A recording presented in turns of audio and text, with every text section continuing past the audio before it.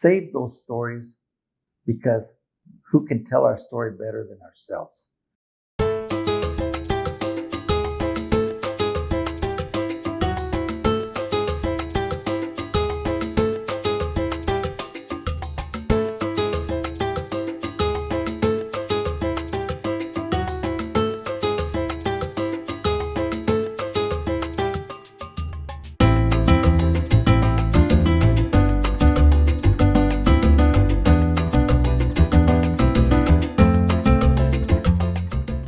Hi, my name is Rosemary Valtierra Hinojosa. My name is Frank Bravo. My name is Albert Gonzalez. My name is Marcelo.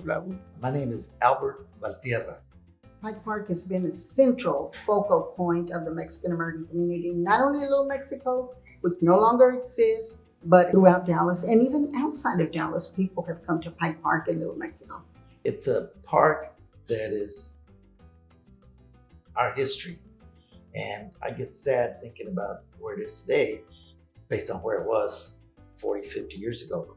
Pike Park has always been like the cultural heart of not only Little Mexico, but the Mexican American community.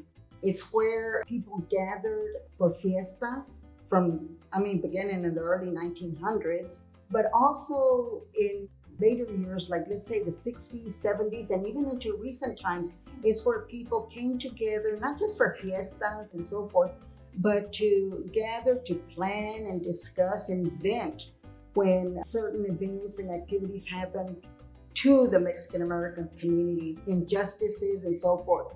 So the Santo Rodriguez March for Justice, some of the planning was at Pike Park. The Immigration March of 2006, also at Pike Park and so forth. So those are the activities and events that happened at Pike Park that reverberated throughout the Mexican American community. We just would come back when they had the 16 and Cinco de Mayo.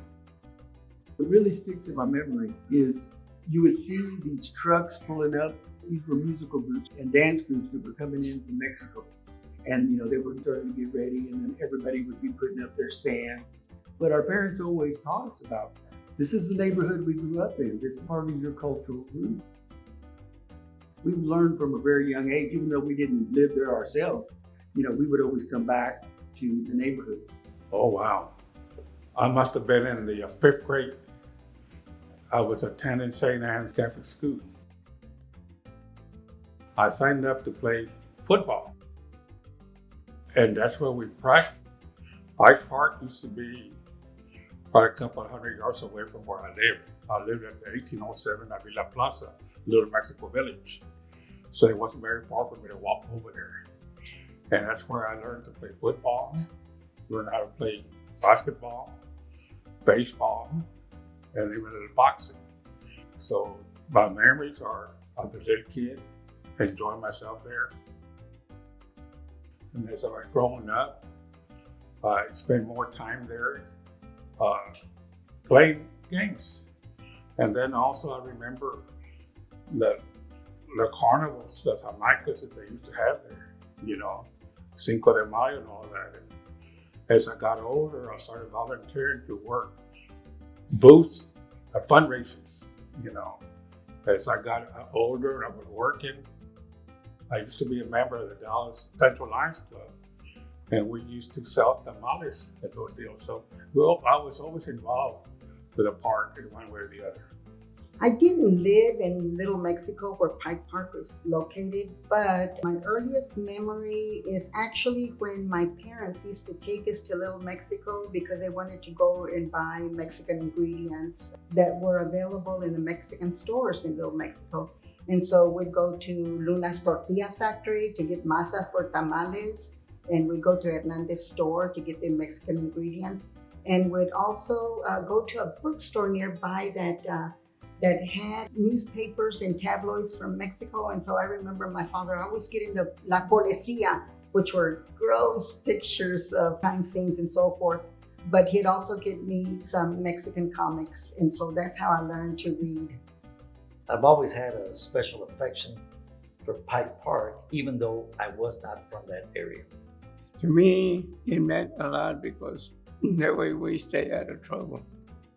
And that neighborhood was rough.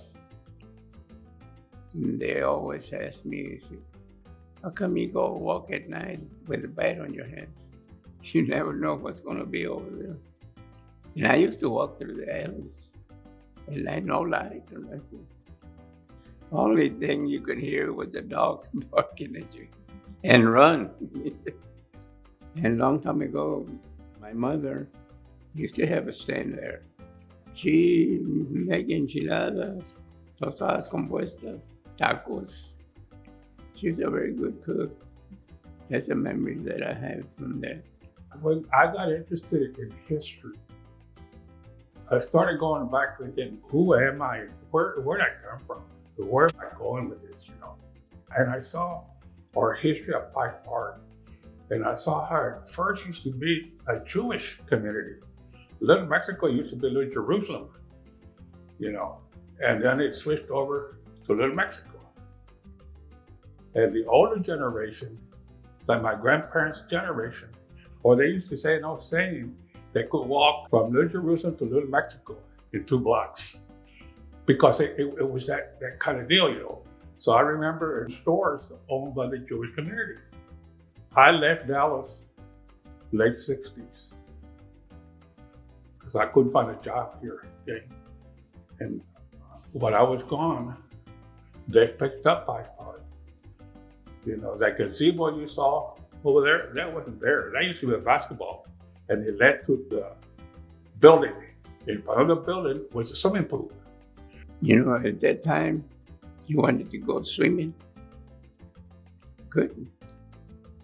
Only the white people. And then later on, they let us. The former white community, which was primarily Jewish, didn't want their kids swimming with the Mexican kids, the immigrant kids that started coming over into what used to be called Little Jerusalem, later became Little Mexico. They had the Mexican American kids clean up the pool after the white kids left, and then they could swim there, and then they'd have to clean again. There was something called Mexican Park that was established by the Society Anglo ladies. Mexican Park was right downtown. It's a parking lot now, but that was Mexican Park. And they established it in the early 1920s, I believe. Just the name, Mexican Park, they couldn't even give it a name. They just called it Mexican Park. So we're trying to historically, put a historical marker at least there. But that park was erected, you might say, for the Mexican children during the summer, so that they wouldn't have to be associating with the white children at Pike Park. Because our grandkids have no idea really what we went through and what our parents went through. Because our parents went through worse than we did. There's no swimming pool now there. The only thing there is a baseball field that's sponsored by some outside organization. And so they do still have baseball games for little leaguers and so forth. And then as you go right down, you see the grass over there where the kids stuff there. That's where all the activities were back then. But the basketball court was over here. The football court went down in the field. But it was totally different. As you walk into the building, it had arched windows, real beautiful windows that you could open up and you could sit down on it, facing you and also facing the sights. And it had a beautiful view of downtown Dallas on it back then. Because as kids, we used to sit up there and watch, especially during the carnival, the Jamaicas, You walked into the building and inside there was a pool table tennis deal, and then the office, the coach were there. Pike Park is not anywhere what it used to be. It could be. I know the city has talked about preserving it and adding a second floor like the original Pike Park recreation building there. So I don't know what's going to happen with that, to be honest. I lived in Little Mexico for the first 8 or 9 years of my life. Then we moved to Oak Cliff. But I still kept going back to Little Mexico because that's where my friends were. I grew up in a community back then, probably there were anywhere from 7,000 to 12,000 people living in Little Mexico. And everything was there for us, you know, our doctors, you know, grocery stores, the schools, church, you know, activities. There was no reason for us as we were growing up as kids to go outside of it. I mean, that's what a lot of people still want, is to be able to be in a place where, you know, I have all these things right here. I don't have to go across town. The North Dallas Tollway is what started the eventual demise and disappearance of Pike Park in Little Mexico. But it cut the Little Mexico community in half. That was the beginning. In more recent times, uptown development came in with corporations, with retail, with restaurants, etc. The housing became too difficult for the people to keep because of the taxes going up. The developers would pit neighbor against neighbor. They would pit even family members against family members to acquire that piece of land. They want to stay in their barrio community, but they can't afford the taxes. So they, take the money and leave. So I think that's what happened with Pike Park. I think there's still one house left in Little Mexico. You can still see the steps of some of the houses that are there with no house around that. Most of the lots have been bought up now, and they're continuing to build. But these are multi-billion-dollar companies that are all right there, so that the land is so expensive. I know we went to eat with my nieces there in the area, and Dad didn't even recognize the street that he was on because everything has changed so much. I live on 2322 Caroline Street in Ashland, and now it's a tum-tum. When I started getting involved with Pike Park and with Little Mexico, the neighborhood was already being demolished. Houses were being bought and torn down. But I do remember some of my friends that I went to school with and talking to their parents that the neighborhood went away. It was gentrified. The people that lived in Little Mexico, they were aging out, moving out, and in some cases, people died. And the next generation just didn't have that attachment to the park that their previous generation or generations had. About 79, 1980, there was a little group called Pike Park Preservation Group.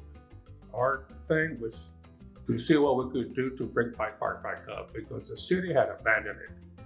I mean, it was still there, but there was really no activity going on anymore on it. And it was being used more as a, empty place. We wanted to bring it back to life. And we would go to the city and talk to them about it. And quite honestly, the city wasn't really that interested anymore because the investors were already buying properties around the neighborhood. Pike Park has been preserved. It's a city historical landmark. I think if it wasn't, they would have sold it because it's sitting on prime real estate. I mean, it's in what is now considered uptown. American Airlines Arena is right next door. Harwood International Corporation is across the street. So it's on prime real estate. And I think maybe in the past, before it was historically landmarked, they would have just, sold it for, a lot of money. The acreage around it, it's possible that they could sell that. I don't know, to be honest, but maybe that's, in the back of the minds of the city. But fortunately, they still kept it up, But it was back then when we started Pike Park Preservation. Then that kind of fizzled out because we used to have Jamaicas, carnivals. They would bring people back. But the problem was that there was no parking anymore. The community was gone. So it was hard to park. People would say, I can't park there anymore. When the Dallas Mexican American Historical League first started in March of 2008, we had our first meeting there at Pike Park. So it was just, it was almost a given that we would meet at such a prominent Mexican American place. But the good thing is that currently we have 5 Mexican-American council members on the board of, I believe it's 14. We have gotten, more help in trying to, like with the Santos Rodriguez, their plaque was put there in the park. 12-year-old boy from the little Mexico barrio who was rounded up out of his house, him and his brother, taken to a gas station where the policeman accused him of breaking into a Coke machine, trying to get Santos to confess, put a gun to his head. There's no reason for a little kid to be handcuffed and a policeman play Russian roulette with him. The policeman got 5 years and we got 3.5.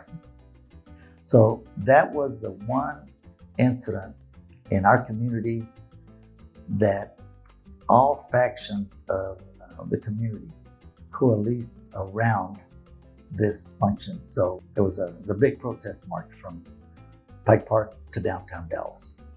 The city of Dallas, for a long time, kind of reminded me of an octopus.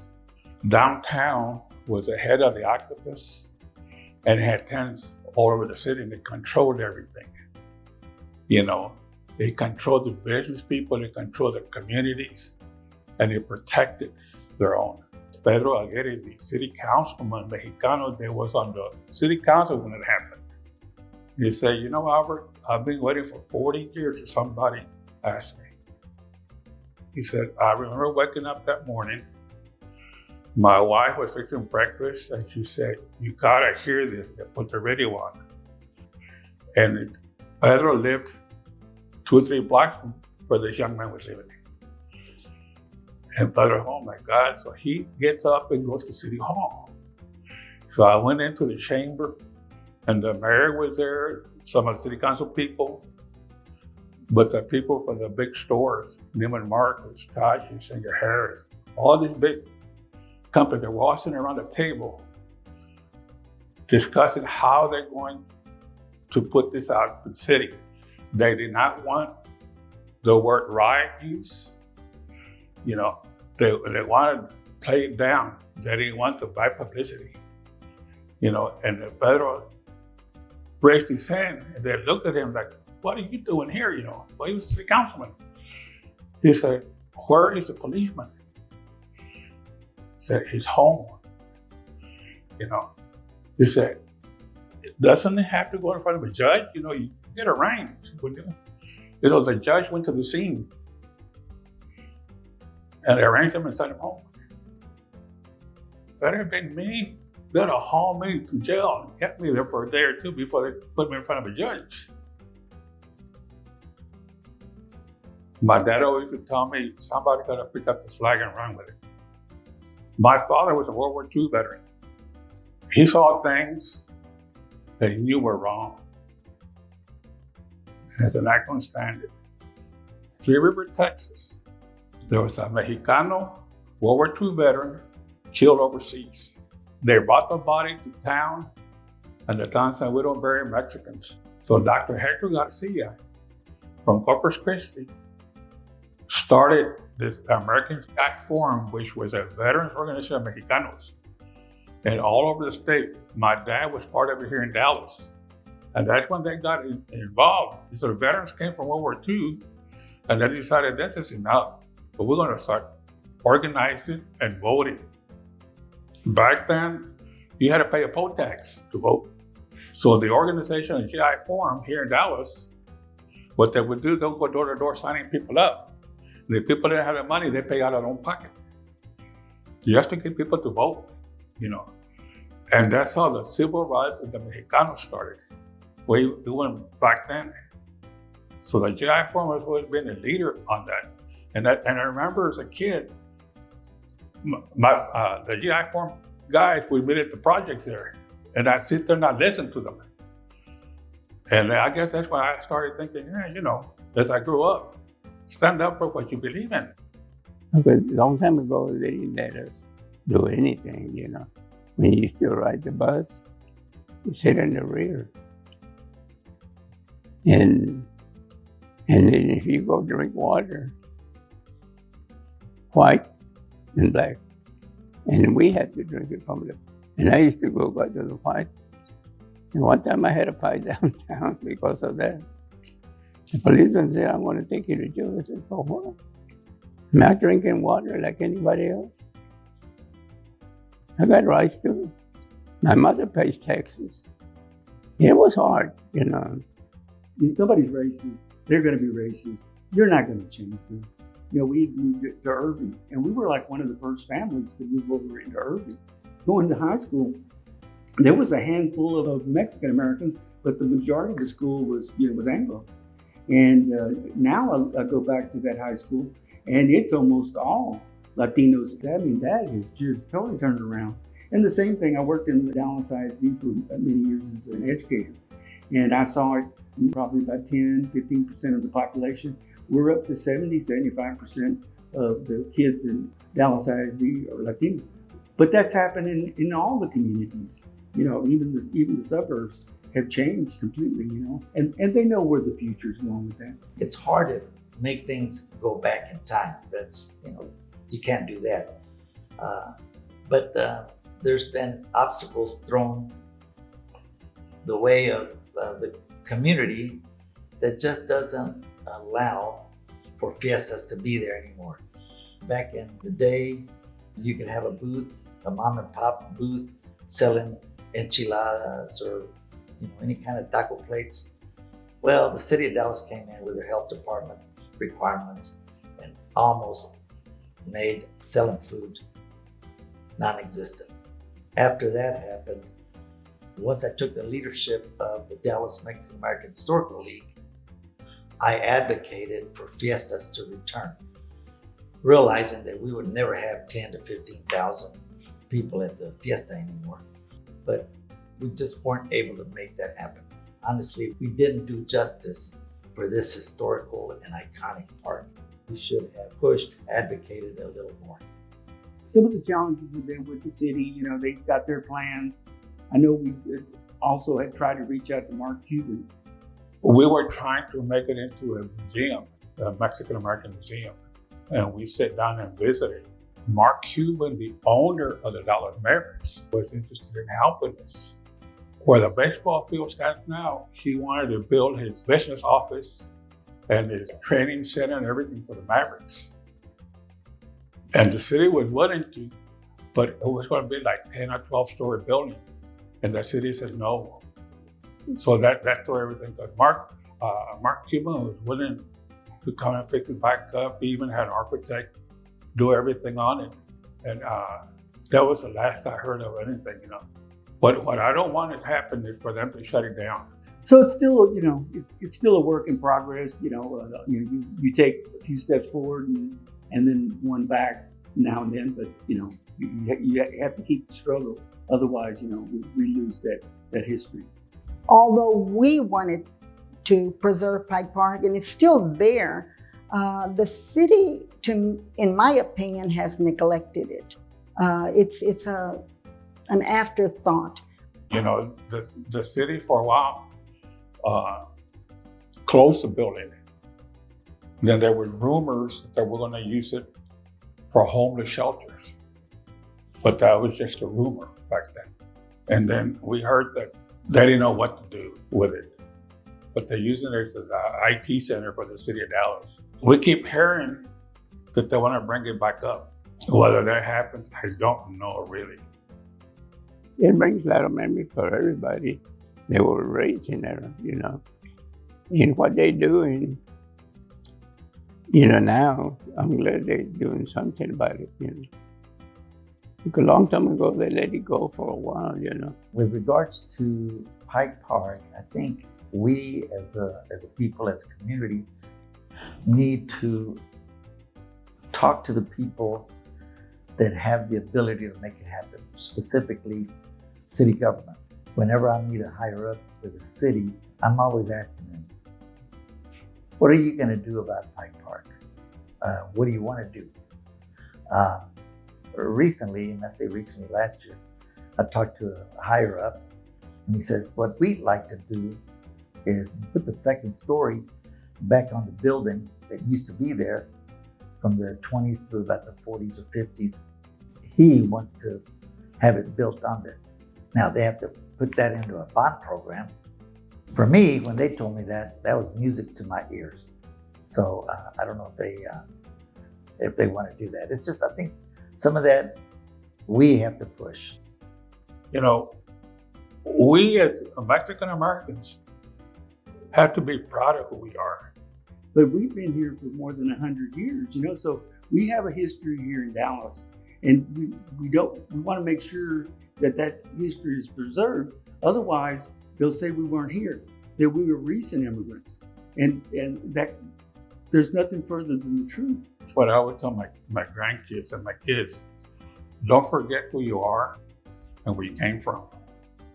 I would say, young and old, as cliche as it is, sí se puede. You just have to push politicians, you have to push the business community, you have to get support for that effort, and just continue your preservation efforts. If there's a space or a place that is no longer there, work on trying to get a marker that tells the story of that place. Record senior citizens' stories. Record older family members. Save those stories into an archives, because who can tell our story better than ourselves? So it's very important that we preserve those stories. And it's as simple as, you know, the building is gone, the park is gone, put a marker there. Talk to the people that are building in its place. Ask them, force them, push them to put a marker on to remember what was once there. If I know your history, and my kids know your history, and you know mine, 3 things are going to happen. You're going to understand each other. You're going to be able to work together, and you're going to respect each other. And that's what it's all about. I have 3 points for them.